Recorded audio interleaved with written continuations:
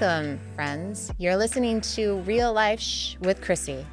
If you feel like you're being pushed and pulled in every direction and still can't find a happy medium ground where you feel secure about your needs and happy in your life because you're too busy trying to please your loved ones or are desperately trying to find acceptance from your loved ones or in your community, you may be struggling with a true realization of self and your boundaries. Stay tuned for my next guest. Therapist and author Merle Yost will guide us in the right direction. Author of 6 self-help books, consultant, speaker, psychotherapist, licensed marriage and family therapist, my next guest speaks about the unspeakable. He puts himself out there in such a courageous way that it's a challenge not to be inspired by my next guest. A very warm welcome to Merle Yost. Welcome. Thank you. Delight to be here. Awesome. I'm so happy you're here. Merle, can you tell us about your story and how you ended up on this journey of helping people? Did you have a calling or a personal experience that catalyzed you here to where you are today with this urgency to help? I had a pretty horrific childhood in a lot of ways. And when I finally left home and went to college and all hell broke loose as a consequence, I started to put together the pieces that something was wrong. And so via a friend, I found a therapist and began that journey of peeling back all those years of nightmare from 0 to 15, 16, something like that. And so it was necessary for me to heal myself, and I've always liked working with other people, and it's always about being engaged, and it turns out I'm a natural teacher. And psychotherapy is much about teaching, to just inform people, to give them information about how the world really works and how they really work, so that they can then start make peace with that and come to terms with it and find their way in the world. And I was gifted with some really brilliant therapists and all the training that I did. And I'm really happy to pass that on to other people. It's just been really a point of this life.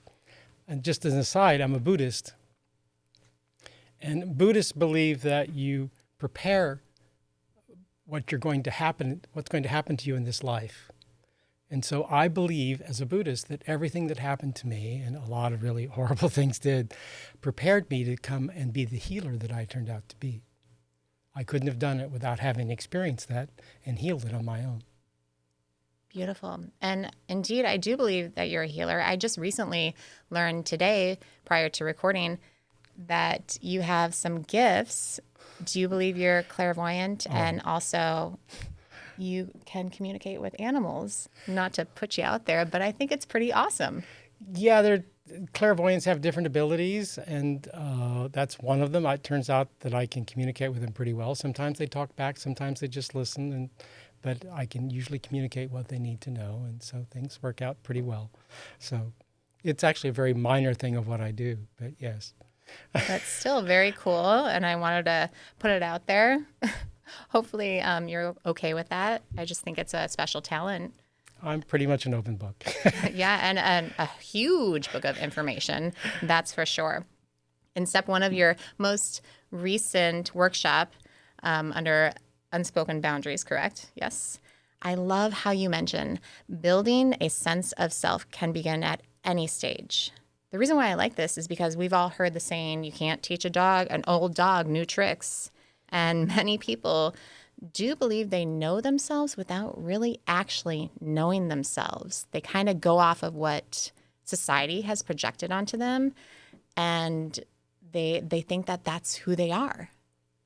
And what are your thoughts? Is there, like, if people are hesitant and they think they know themselves, but maybe not really, what's maybe a first step that they can take to really get under all the societal, like, layer of BS, to be frank? Well, the first thing to understand is that we're sculpted by our family and our communities. And so I call it the dance of intimacy. In our families, we learn how to interact with each gender. with our siblings and so forth. And then we take that experience in our family and go out into the world and assume that's how everybody does it. Mm-hmm. And they don't. And it's a really rude awakening when you find that out, that it doesn't work that way. But you were sculpted by that. And until then you start dismantling some of that and seeing what really works and what doesn't really work and figuring out how you got this or why you got this, then you're just sort of bumbling along and trying to find other people. And that's why we tend to marry our parents, because that's our model for what communication intimacy is supposed to look like. And I say we all marry our parents, just find a healthier version. So true. Yep. I definitely married a version of my father, which is comforting, but at the same time, like, ooh, there's that challenge that's coming up again from my childhood. So I love how you say we're sculpted by our parents. And that reminds me of when I started a relationship with, friends and boyfriends and my husband.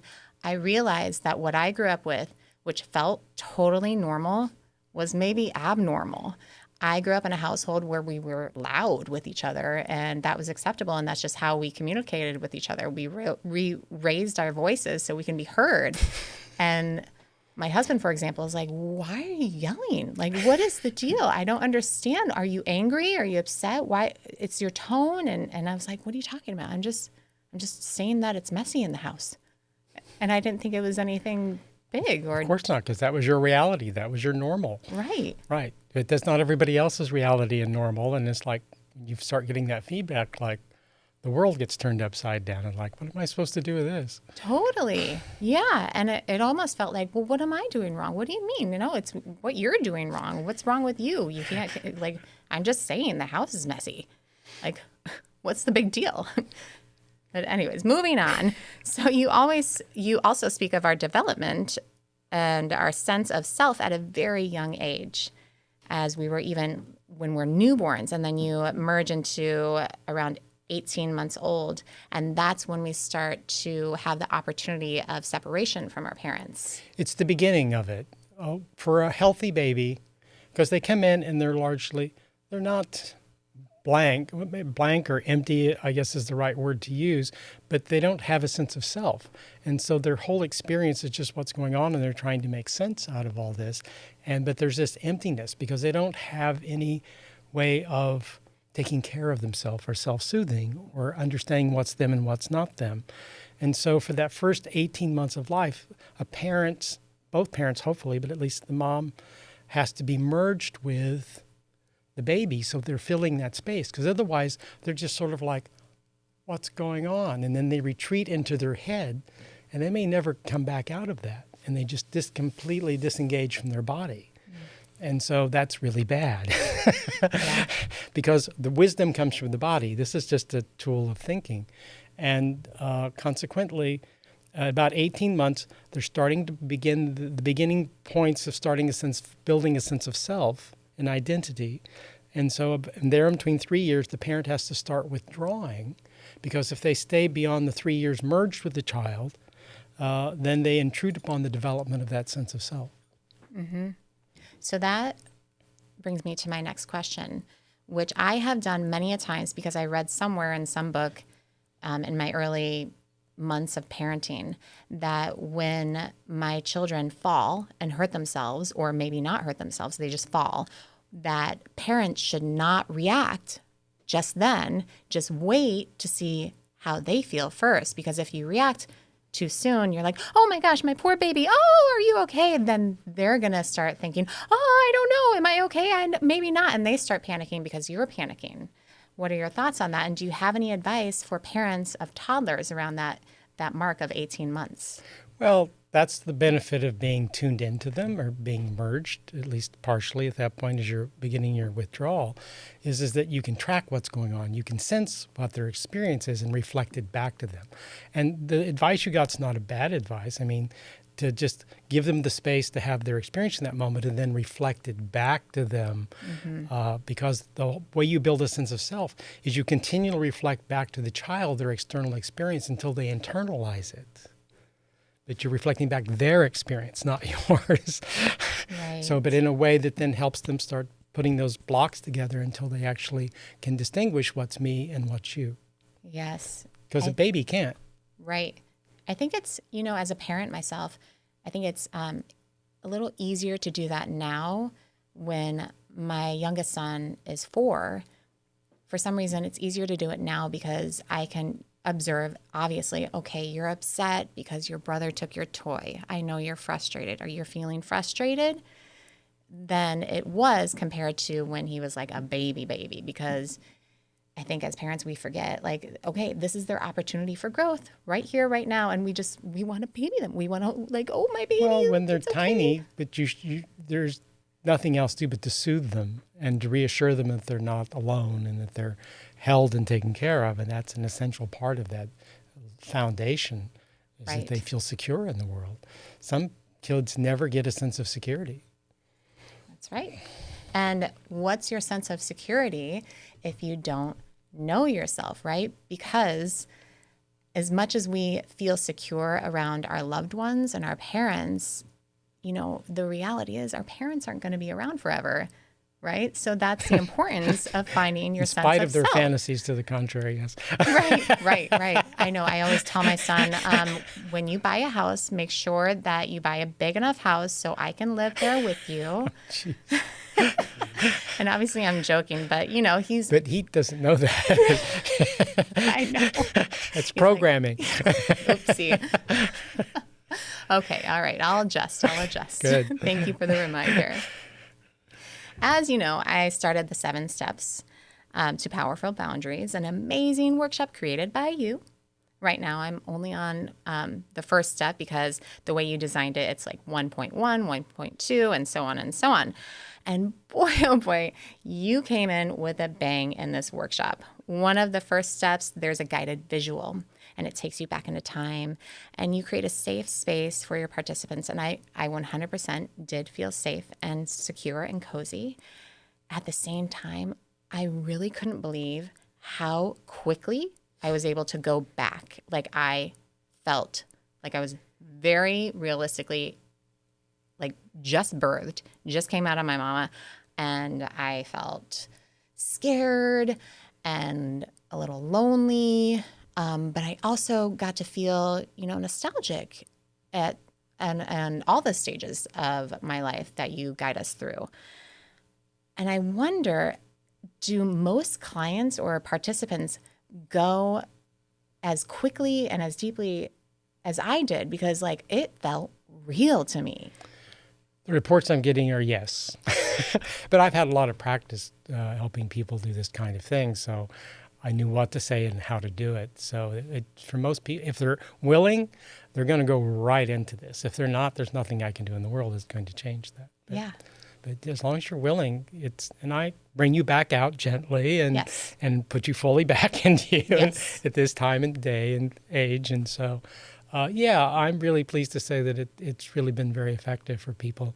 And it's a really good reminder because we forget what it was like.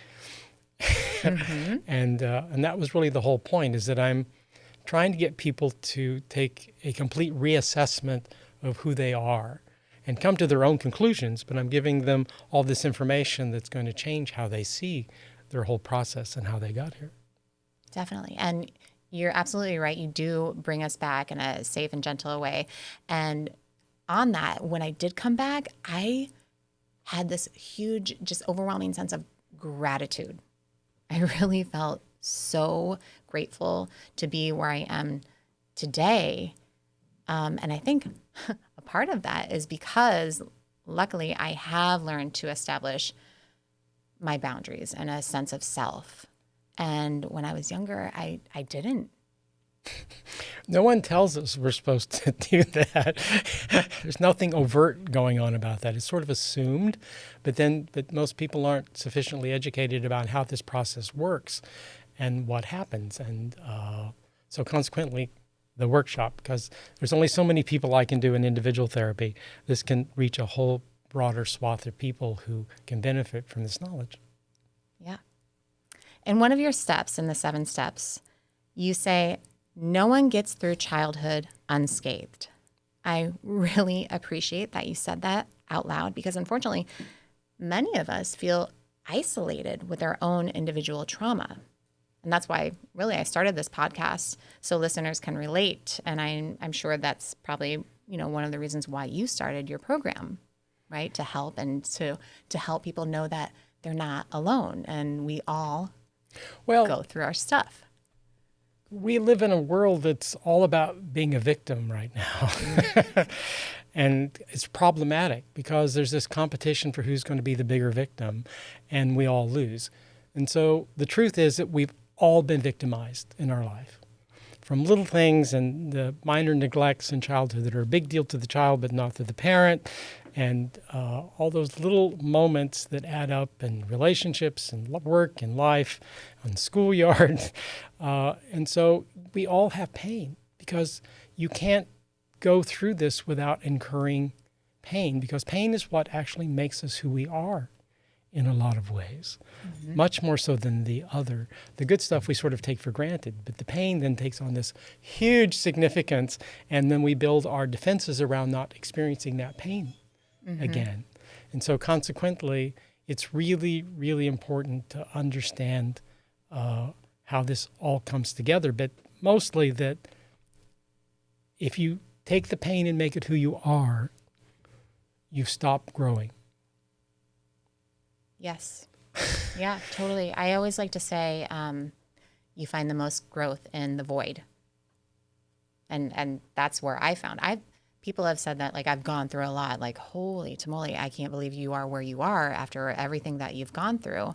And I'm grateful. Like, it didn't feel good while I was going through it, but I look back and yeah, I do have a season past that has really kind of just brought me to a whole new level that I'm super grateful for, because I have that experience. I have that story to tell. Yes, because it made you who you are.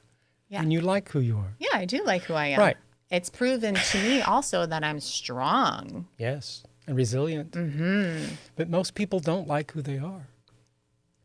And do you think that's because they listen to what is projected onto them, who they think that they need to be or should be? Yes, because we're never going to be exactly what our parents want us to be, or our friends, or even our partners, for that matter of fact. Right. And so consequently, if our sense of self is tied to making them happy, we're going to be permanently unhappy. There's just no way to keep everybody happy. Right. We give our power away a lot as a society and individuals. I know, to be honest, my husband and I have done that in the past. Like, we cared too much about what other people have thought about us. So I am super appreciative that you are talking about this stuff, because there's still a large portion of our society or of the population that are kind of like resistant to this new era that we're transitioning into. And they feel comfortable in the older era of like secretiveness. And we don't talk about that. Like, shh, no, we're not going to talk about that. It never happened. Let's just slip it under the rug.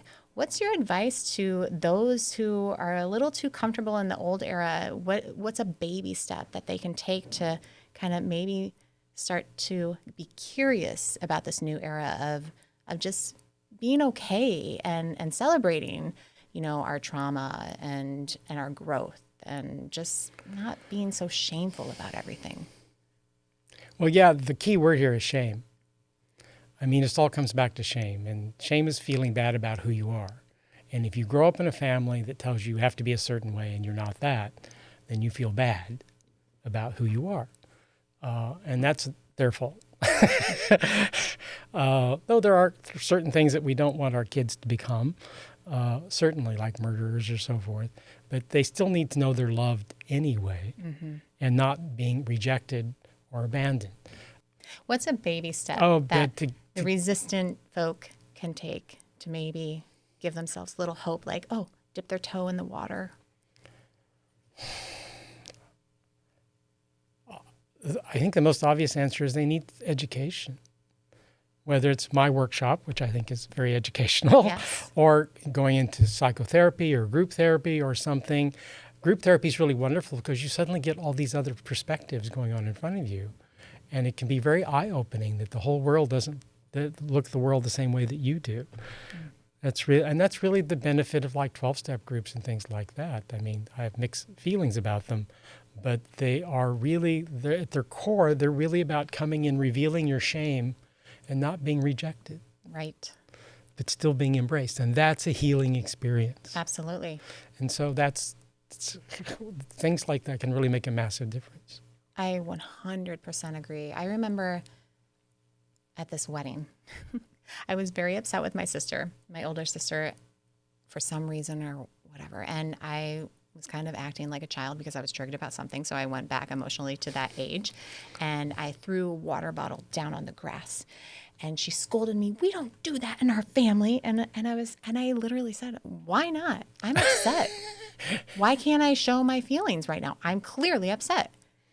So that, I don't know, that kind of brings me to that moment, what you just spoke of. It just reminds me of that. And it also reminds me, in contrast, of one of my first retreats that I was able to go on as a person to participant, not lead.